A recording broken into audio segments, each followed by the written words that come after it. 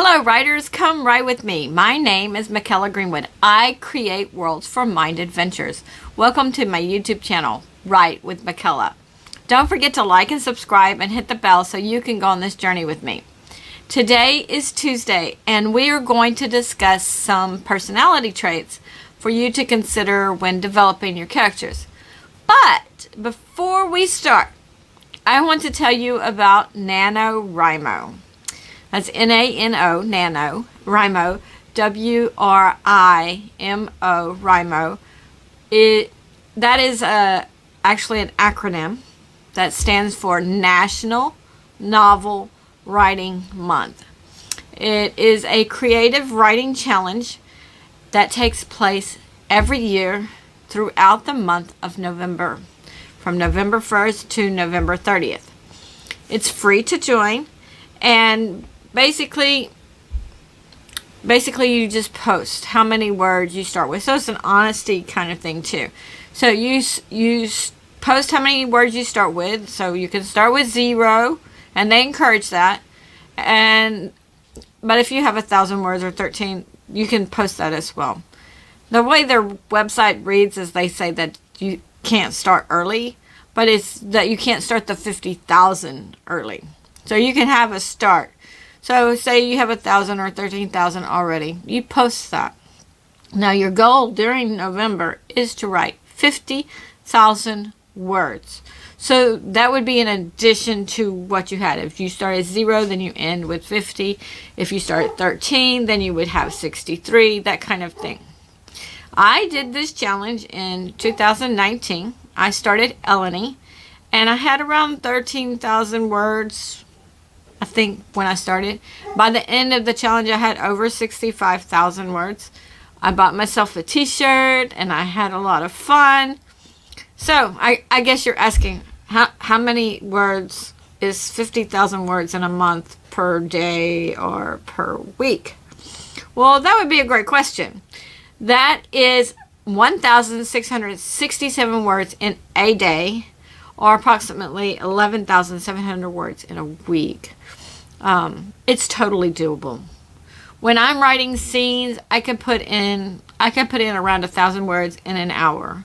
So that would be over an hour and a half every day. But that's not really a lot of time. If you want to be a writer and you want to spend time, an hour and a half on spending on your writing is not a lot of time. When I'm reading and editing, I don't get that many words per hour, and sometimes not even that many per day. But I'm still working on my works and my writing. In 2019, after Nano Wrimo was over, I continued writing Eleni until it was over 150,000 words. And at that point, I broke the book in half because my genre takes 80,000 to 120,000 words. Well, this is my understanding. Now, I'm looking for things to read on my channel, and I'm reading through what I wrote. But the break didn't necessarily give me climaxes in the right places. So that will be another edit pass or run. I'll have to kind of make sure I have the climaxes in book 1 and book 2 as well. Also, the story is not complete. I've just finished reading through it, and at this point, I think it will take a book 3 to finish this story. I do plan to do Nano Wrimo challenge again this year, but I'm not sure I will post that on the videos or state that on the videos. My videos are about 3.5 to 4 months out. So right now it's actually June for me, and I will schedule this video for October. So we will see. Maybe I can post in the comments. I think that might work. If you look at the words below the video, I usually write something to you, and then I also share my website address and my email address for the chapter exchange. So down below that, I can, when November comes and I start writing for Nano Wrimo, then I can just add that to those little comments there. Now, for today's material, I'm going to briefly discuss introverts and extroverts, and we will start with some basic definitions. People sometimes define an introvert as shy, but that's not an accurate definition. An introvert is a person with qualities of a personality type known as introversion, which means they feel more comfortable focusing on their inner thoughts and ideas rather than what's happening externally. They enjoy spending time with just one or two people rather than large groups of people or crowds. Let's look at some synonyms for introversion to kind of get a more well-rounded understanding of that. So I did my right click on my Word document, and right click, and Microsoft Word gives me introspection, inwardness, contemplation, and it also gives shyness. So those are some of the synonyms. Why is that inwardness or introspection important? Well, that's where introverts get their energy. They get their energy from inside. From being around a lot of people, or being around a lot of people can be very draining for an introvert. They need some alone time or some downtime. I am an introvert. I actually relax after I leave a group. I don't go out to party to get my energy. That when I go out and I'm at a party, or I'm at a birthday party or a friend's house or whatever, and there's lots of people, that's really draining for me. So I come home to my space and then I relax and build back up my energy that way. So I actually relax after I leave a group. But while I'm in the group, while I'm at the party, I feel tense. Should I say something to this person? Should I not? And it doesn't matter how included I am or not within the group. It's just that many people just kind of raises my heart rate, and it's still tense and draining to be around too many people.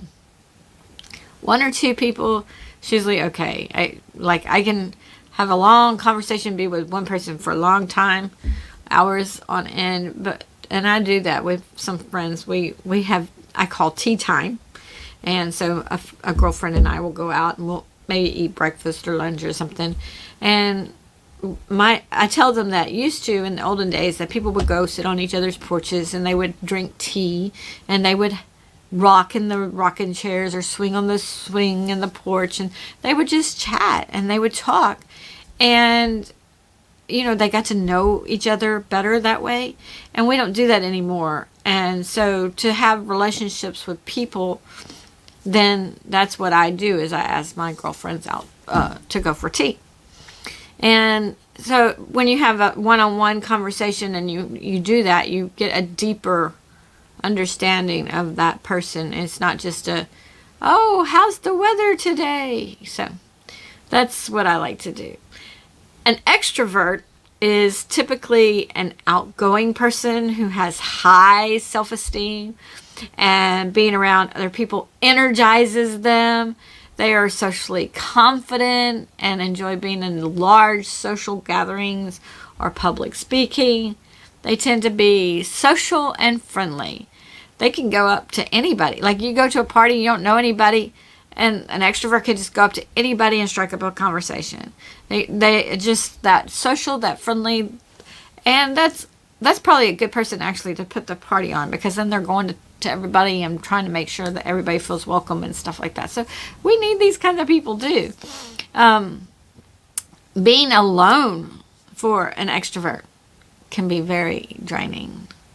They get their energy from their external environment and externally from other people. So we don't want to leave them alone too long. They do want to have that social interaction. Now, let's compare these two types of people on a few things. Extroverts enjoy group work, but introverts usually don't. Especially when the extroverts assign all the work to the introverts while they just sit around and socialize. That happened to me a lot in school.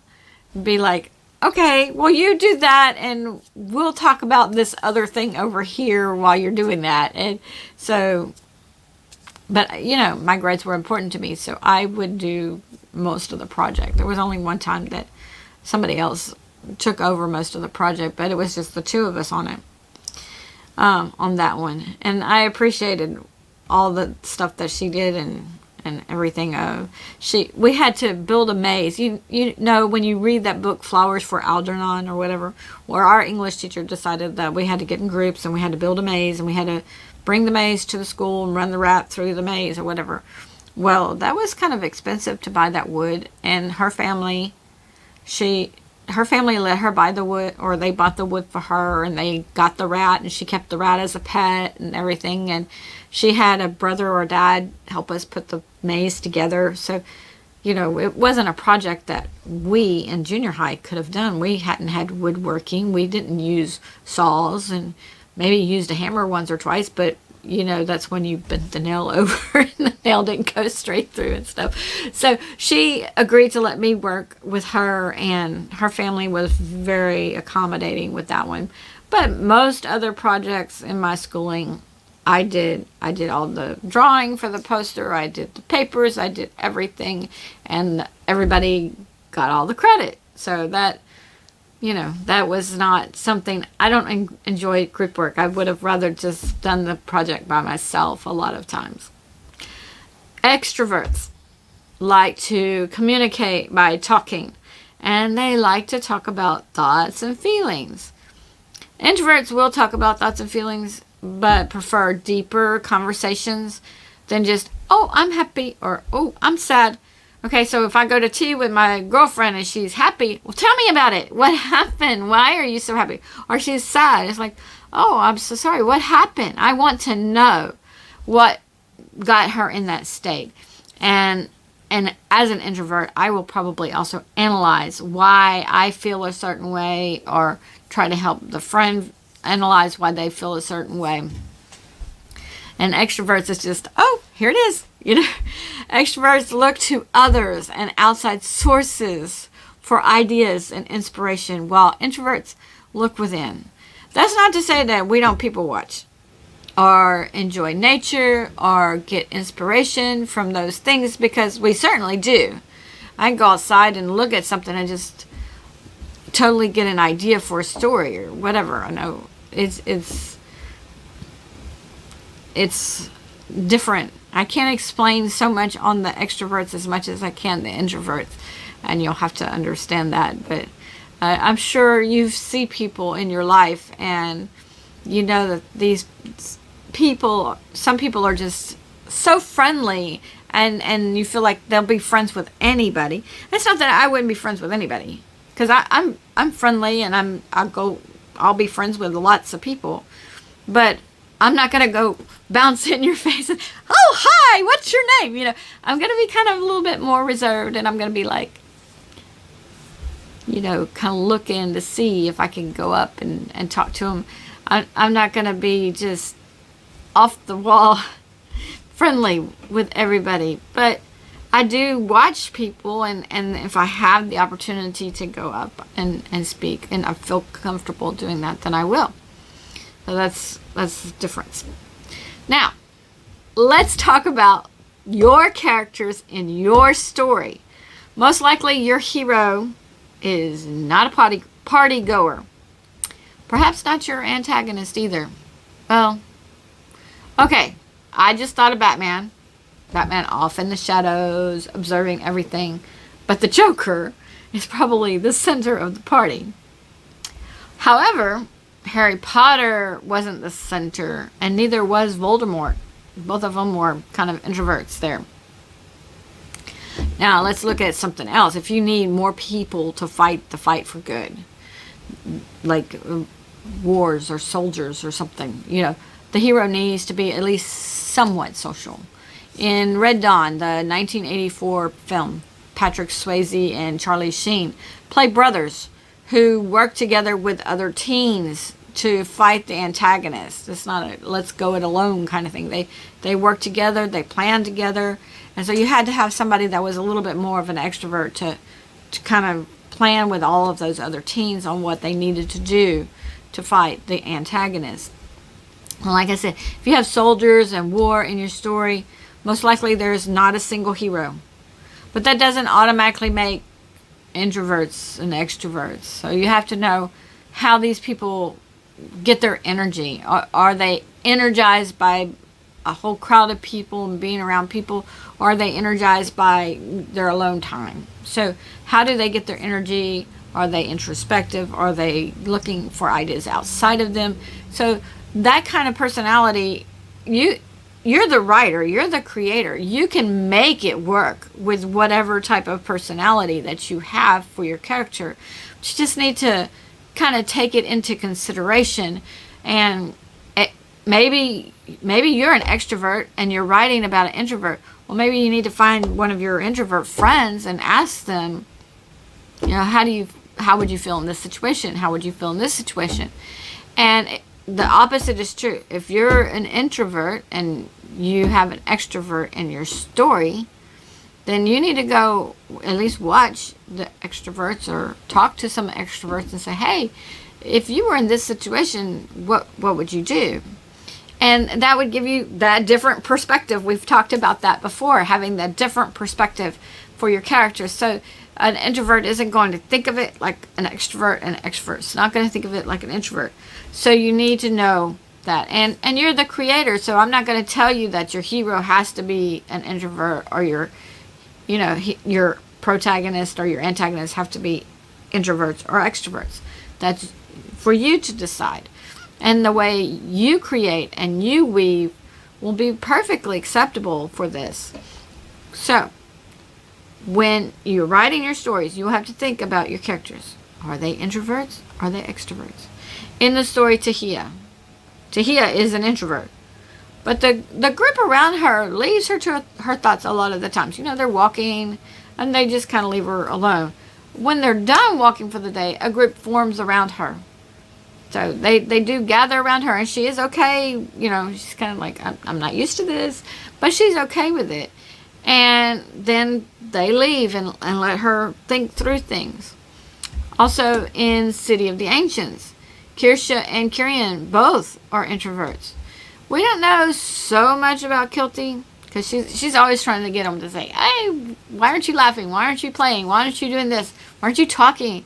So we don't know so much if she's just kind of feeling left out and lonely, or if she's more of an extrovert at that point. You can't really tell from the story so far. And I'm actually thinking of starting that story sooner. Having Miss Brocklin come to their house and knock on the door and tell them the village is ready to celebrate Kilty's birthday. Something they can't easily or politely refuse. And that will get them out of the house and are interacting with the villagers before the snake bite. So I'm thinking about starting the story sooner. And that will also highlight Miss Brocklin a little sooner, so people kind of know to watch for her. Like when all the 4 or 5 ladies come to the house and they're talking to Kirian, people will kind of already have Miss Brocklin in their mind, so they will be paying attention more to what she's doing and saying. Miss Brocklin is a little shy, but she also feels a connection to Kirsha, and she doesn't want the young couple to not participate or to be a part of the village. So she wants Kirsha to feel included. She kind of feels excluded herself, and you see that at the end of the story when her husband Cherix was saying, I know you're a little shy around some of the ladies. So that kind of gave you the clue that she doesn't want to. She does take things, okay, we're going to read this book, we're going to learn how to do this, we're going to do these telepathy, we're going to learn telepathy, and we're going to do telepathy with the kids. So she is, well, we talked in that other video, of the aggressive and passive aggressive, and then we also had the other A word, I can't think of it right now, but she's assertive. That's what it is. She was a little bit assertive there. So it's kind of like she had her boundaries and everything. She said, this is what we're going to do. But that doesn't mean that she's an extrovert at that point. So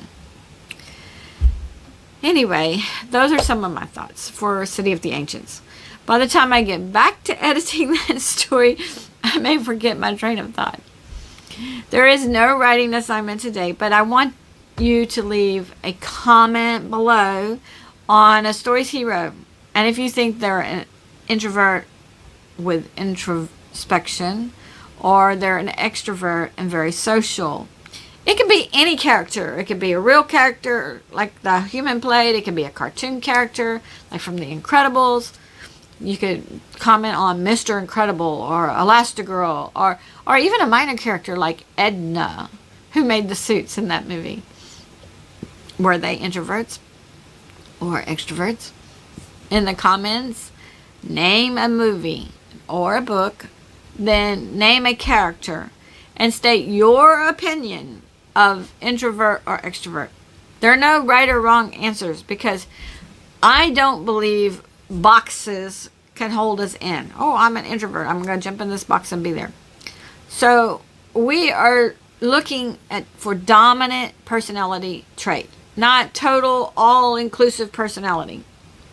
And certainly your perspective might gear your opinion because of a certain scene in a movie that I didn't notice that scene so much. You clued into that scene. You saw that scene. I saw this other scene. So we might disagree. We may say, oh no, in this case, so-and-so was very much an introvert, or in this case, they were very much extrovert. So we might be thinking of different scenes if we don't agree. Leave a comment, not a criticism. Okay, let's see. Let us see in the comments how many heroes are protagonists. And heroes are protagonists, of course. Mostly the heroes are protagonists. I misstated that. How many heroes or protagonists are introverts? How many are extroverts? Hopefully you will comment on some antagonists as well, and we can have a count of those.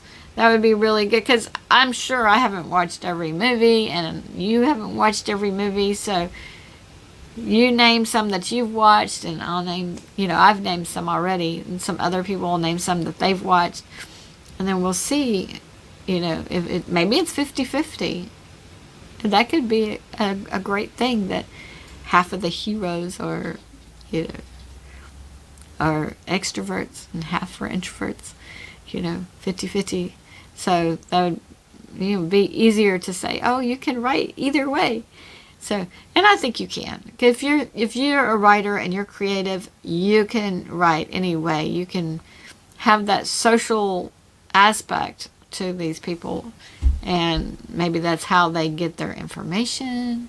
They're really sociable. People talk to them easily, and then they learn about the enemy through all these social means. So it can work. You can make it work. Join me Friday for Tahia, Chapter 10, and join me Tuesday for some jargon. I'm going to talk about sins and virtues. I'm sure our heroes have some virtues and do some virtuous acts, but they probably also commit sins or do things that harm, or at least they come to that line in the sand. Many times circumstances in our stories test our heroes, and the reader or viewer will cheer for our character to choose the virtue rather than the sin. Sometimes that temptation is great. At least if we want our readers on the edge of their seat, then temptation needs to be great. Also, the saying, an eye for an eye, a tooth for a tooth, that hangs over us. But we want our heroes to be better than that. We want heroes that we respect and adore because they choose virtue more often, even when we in our own lives could not make such a hard choice. That helps us to look up to the heroes and try to be like them. And the reason that we look up to these people is for their virtues, not for their sins. In between video days, visit my website, WritewithMykela.com. Read some bios. If you haven't read about Dahlia, then read about her. She is more an extrovert. She is in Miacha 1. If you hit like and subscribe and the bell notification, then we will continue to write together. Thank you for joining me today. I really appreciate your participation. If you know someone who would like this video, then please share it with them. This is Mykela with Write with Mykela. Bye for now.